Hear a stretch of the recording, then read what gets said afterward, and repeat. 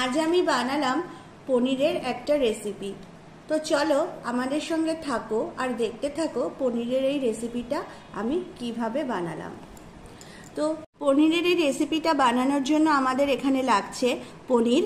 আমি এখানে 300 গ্রাম পনিরকে কিউব করে কেটে নিয়েছি। আর লাগছে এখানে কিছু green capsicum, red bell pepper, yellow bell pepper. Green ক্যাপসিকামটা অবশ্যই লাগবে, red bell pepper and yellow bell পেপারটা অপশনাল। আর লাগছে কিছু গোটা মশলা, যেমন এলাচ, দারচিনি, আর এগুলো তো অবশ্যই রান্নায় লাগে, চিনি, নুন, হলুদ আর গরম মশলা।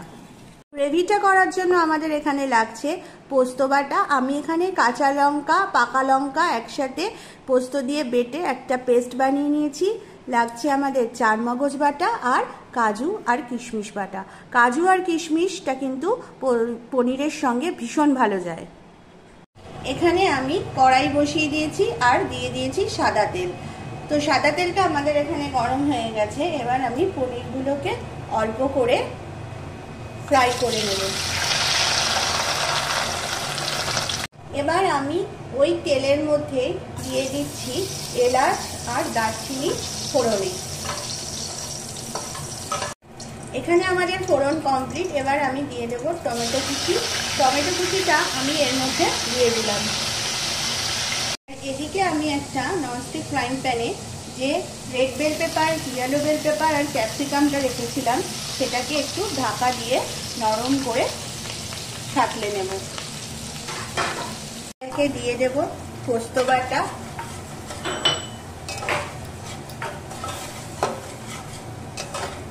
এর মধ্যে দিয়ে দিচ্ছি এখানে চারমগজ বাটা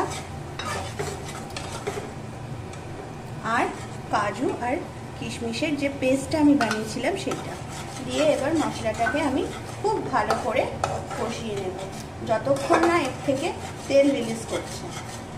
বন্ধুরা, তোমরা দেখতে পাচ্ছ এখানে তেল রিলিজ করতে মশলা থেকে শুরু করে দিয়েছে, মানে আমাদের মশলা কষানো একদম কমপ্লিট।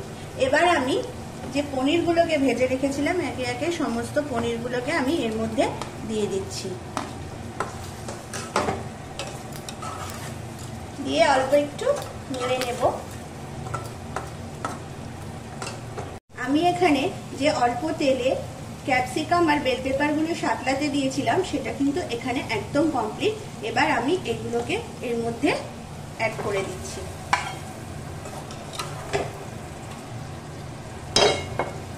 দিয়ে আবার আমি একটু নেড়ে নেব। সামান্য পরিমাণে জল,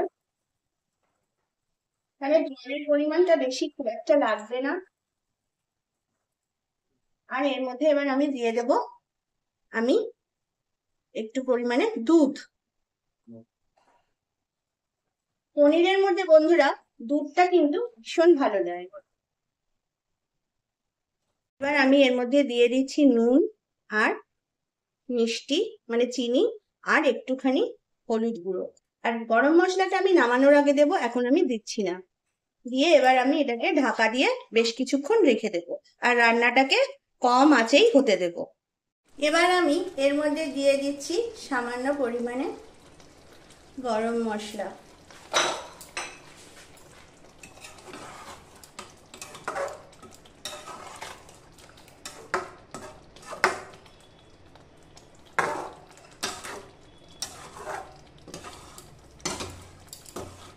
এবার আমি এর মধ্যে দিয়ে দেব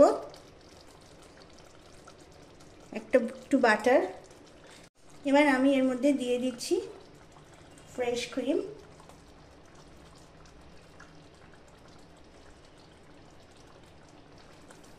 আর দিয়ে দিচ্ছি সামান্য পরিমাণে কসুরি মেথি। আজকে পনির পাটিয়ালা রেসিপিটা একদম রেডি গরম গরম সার্ভ করার জন্য। এটা কিন্তু একটা দারুণ নিরামিষ ডিশ। তোমরা এটা ভাত, রুটি, পরোটা সব কিছুর সাথে কিন্তু ভীষণ এনজয় করে খেতে পারবে। বন্ধুরা, তোমরা দেখতে পেলে আমি পনির পাটিয়ালা রেসিপিটা কিভাবে বানালাম। তোমরা কিন্তু বাড়িতে এই রেসিপিটা অবশ্যই ট্রাই করো। আশা করছি তোমাদের ভালো লাগবে। আর আমাকে অবশ্যই কমেন্ট করে জানিও তোমাদের রেসিপিটা কেমন লাগলো। আর লাইক করতে ভুলো না, এবং স্টে উইথ সৌভিক চ্যানেলটাকে তো অবশ্যই সাবস্ক্রাইব করো, কেন তোমাদের একটা লাইক এবং সাবস্ক্রাইব আমাদেরকে আরও ভালো ভালো ভিডিও দেওয়ার জন্য অনেক মোটিভেট করে। তো আজ এই পর্যন্ত, আসবো আবার একটা নতুন কোনো রেসিপি নিয়ে। ততক্ষণ তোমরা প্রত্যেকে ভালো থাকো, আর যে যেখান থেকে দেখছো তাদেরকে অসংখ্য ধন্যবাদ জানিয়ে আমি আমার আজকে ভিডিওটা এখানেই শেষ করছি। টাটা।